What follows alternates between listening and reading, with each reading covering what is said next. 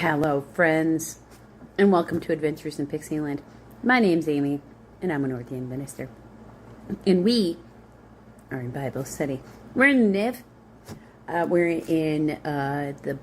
in Judges, and we're in chapter 6. Gideon. Again, the Israelites did evil in the eyes of the Lord, and for 7 years he gave them into the hands of the Midianites. Because the power of Midian was so oppressive, the Israelites prepared shelters for themselves in the mountain clefts, caves, and strongholds. Whenever the Israelites planted their crops, the Midianites, Amalekites, and other eastern peoples invaded the country. They camped on the land and ruined the crops all the way to Gaza, and did not spare a living thing for Israel, neither sheep nor cattle nor donkeys. They came up with their livestock and their tents like swarms of locusts. It was impossible to count the men and their camels. They invaded the land and ravaged it. Midian so impoverished the Israelites that they cried out for the Lord for help. When the Israelites cried to the Lord because of Midian, he sent them a prophet who said, "This is what the Lord, the God of Israel, says. I brought you up out of Egypt, out of the land of slavery. I snatched you from the power of Egypt and from the hand of your oppressors. I drove them before you. I drove them before you and gave you their land. I said to you, I am the Lord your God. Do not worship the gods of the Amorites in whose land you live. But you have not listened to me. The angel of the Lord came and sat down under the oak tree in Ophrah, Ophrah, that belonged to Joash the Abiezrite, Abiezrite, where his son Gideon was threshing wheat in the winepress to keep it from the Midianites. When the angel of the Lord appeared to Gideon, and he said, "The Lord is with you, mighty warrior." "But sir," Gideon replied, "if the Lord is with us, why has all this happened to us? Where are all his wonders that our fathers told us about when they said, 'Did not the Lord bring you out of Egypt?' But now the Lord has abandoned us and has put us into the hand of Midian." The Lord turned to him and said, "Go in the strength you have and save Israel out of Midian hands. Am I not sending you?" "But Lord," you get a footnote of A, or sir, Gideon asks, "how can I save Israel? My clan is the weakest in Manasseh, and I am the least in my family." The Lord answered, "I will be with you, and I will strike down all the Midianites together." Gideon replied, "If I now have found favor in your eyes, give me a sign that this is really you talking to me. Please do not go away until I come back and bring my offering and set it out before you." And the Lord said, "I will wait until you return." Gideon went in, prepared a young goat, and from an ephah of flour he made bread without yeast, putting the meat in a basket and its broth in a pot. He brought them out and offered them to him under the oak. The angel of God said to him, "Take the meat and the unleavened bread and place them on the rock, and pour out the broth." And Gideon did so. With the tip of the staff that was in his hand, the angel of the Lord touched the meat and the unleavened bread. Fire flared from the rock, consuming the meat, and it disappeared. When Gideon realized that it was the angel of the Lord, he exclaimed, "Ah, sovereign Lord, I have seen an angel of the Lord face to face." But the Lord said to him, "Peace, do not be afraid. You're not going to die." So Gideon built an altar to the Lord there and called it the Lord's Peace. To this day, it stands in Ophrah of Abiezrites. Abiezrites.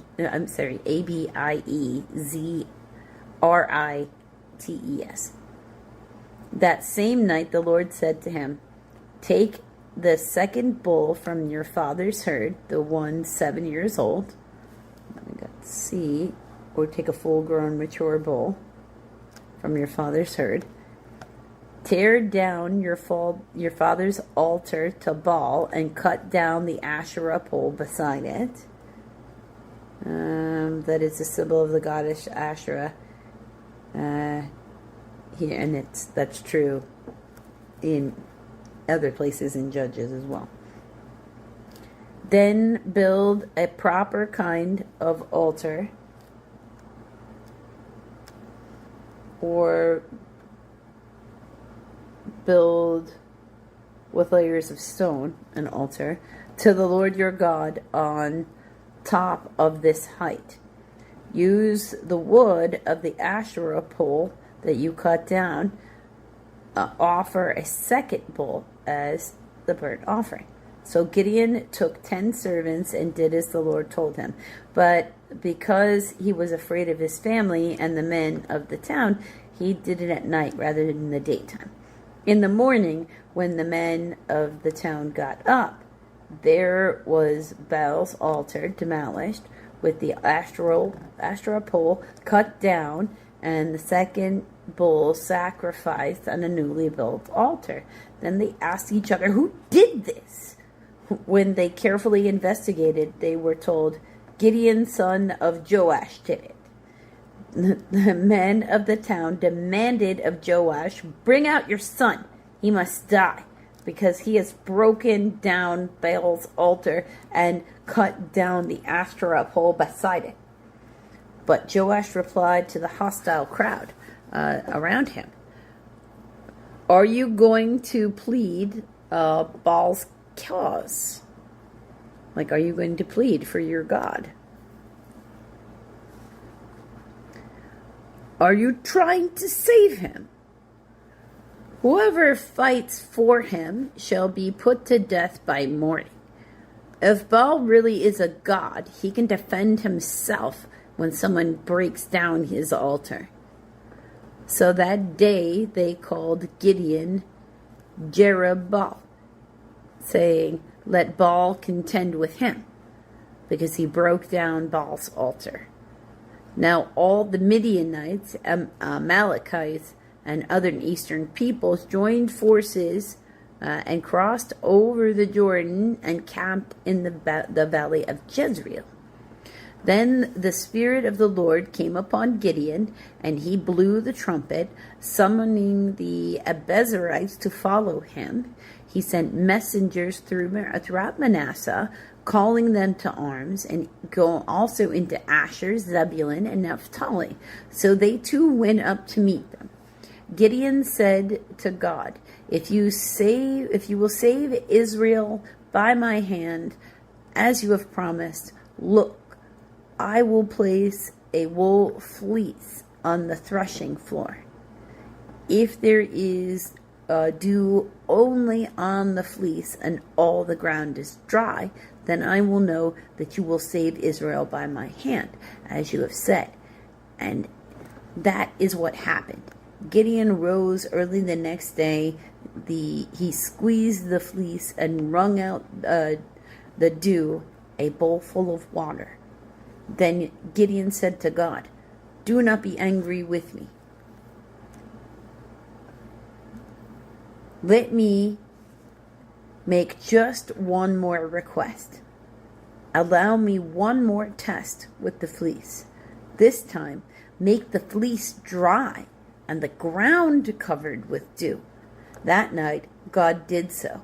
Only the fleece was dry, and all the ground was covered with dew. And that is a good thing to remember. When in doubt, pray, right? And don't be afraid to ask for specific signs. You're not really going to upset him when you ask for specific signs. Because look, he's trying to communicate with you as much as you're trying to communicate with him. So if you give him signs so he can give you yes and no's or direct you in a way, to him, that's positive. That's, yes, they want to. They want to talk. We're trying to talk. Let me steer you so that you can go about getting, your goals, your healthy goals, in a safe way. Because that's what he's trying to do. So just remember that. When in doubt, pray. Don't be afraid to ask for specific signs. So until the next video, friends. Hello, friends. So, Bible study, Niv, Luke 23, and we are going to start at 27. So, I'm going to give you a little before we get into this part. Because where we're at right now is Jesus has been arrested. He was betrayed. He was arrested. He was beaten by the Jewish guards. And then he was sent to Pilate. Pilate said, hey, this isn't my problem. It's Herod's problem. Sends him to Herod. Herod dresses him. They mock him. And then they send him back to Pilate. And Pilate has tried to convince them that we don't need to kill him. We'll whip him instead. That should be enough for you. Take him away, brutally, brutalize him with the whipping, and then bringing him back in front of the people. And they're still insisting no, crucifixion must happen because the leaders, the Pharisees, need him to not be alive anymore. They don't realize they're making a martyr, but they need him to not be alive anymore because he's threatening their power and their rule. But his popularity is what's making Pilate and Herod not want to do anything to him because they feel like killing him is going to create a problem. And they are correct, but it also creates a savior for the rest of us. So this is right, Simon, the one who ends up helping him carry the cross, is just been recruited to help him carry the cross because he's been brutalized so bad he can't carry the cross himself. So Simon has to help him. So starting at 27, a large number of people followed him, including women who mourned and wailed for him. Jesus turned and said to them, daughters of Jerusalem, do not weep for me. Weep for yourselves and for your children. For the time will come when you will say, blessed are the barren women, and the wombs that never bore, and the breasts that never nursed. Then they will say to the mountains, fall on us, and to the hills, cover us.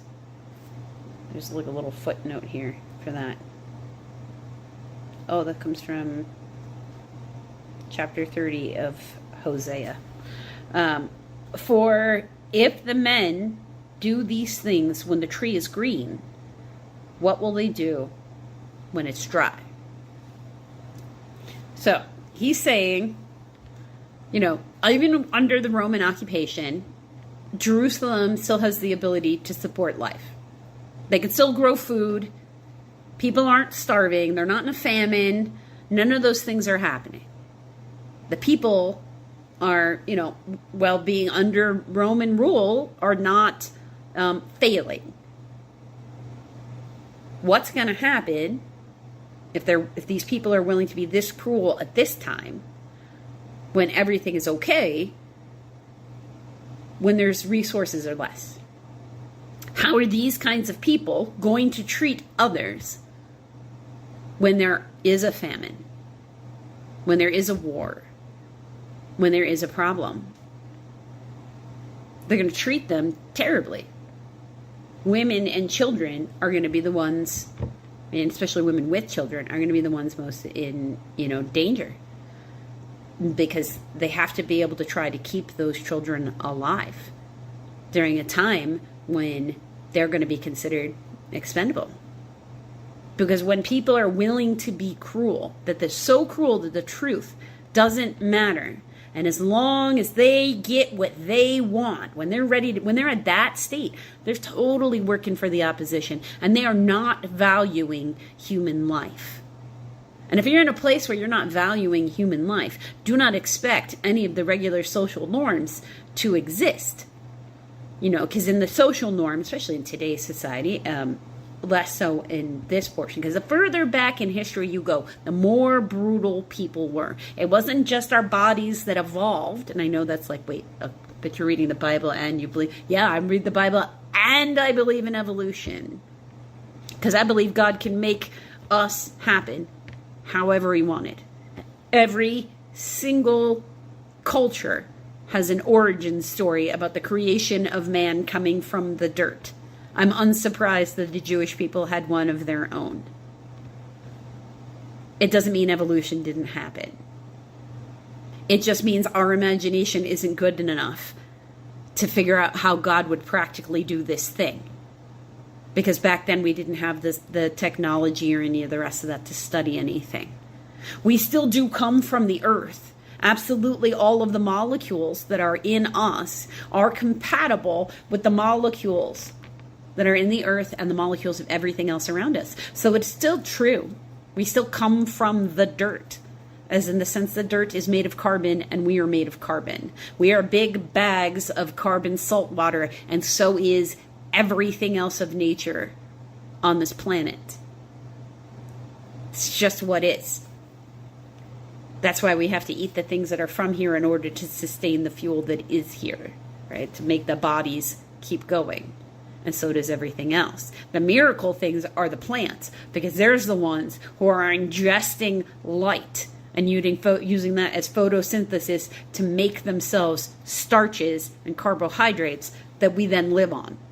Okay, they're upping their light quotient naturally, and we got to eat them in order to up our light quotient in the first place. That's why we need starches. You can't survive without starches or carbohydrates. You want to because you think they make you fat, but they don't actually. They are your fuel source for your body, and it's a matter of eating the right ones of them in the right order to keep your energy going, to keep your metabolism up. It's all part of it. When you're on the ascension path, you need the religious part, you need the science part. Your first job is to understand you better than anybody else in existence, except maybe Creator. If you understand yourself, you know how to self-soothe then. And you know how to find the way that you can excel. You know how to find the way that you can learn. You know how to find your way. Because that's what he really wants. Because people are not, when things get rough, people are going to still show the animal that's in them. And that's really what you're looking at, is the further back you go in time, the more acceptable it was socially for groups to act more animalistic. What we're doing is evolving not just our vessels, but our heart, minds, bodies, and souls too, to the place where we're starting to understand that everybody around us may not have the exact same wants, but they do have relatively the same needs, and it's just a matter of how they meet them. Every vessel needs fuel. Every vessel needs water. Every human needs love. Everybody needs grace. Everybody needs compassion. Everybody has feelings, and those feelings are something they're allowed to have. So it's everybody is a human just like me. Maybe I should treat them that way. And the more commonplace that gets, the better world we're going to have. And what he's warning of here is if we don't start acting better, then when the next disaster hits, expect people to revert to their animal state. Hopefully, we can, keep pulling this ascension path forward. Keep upping the light quotient, not just in ourselves, but in others too.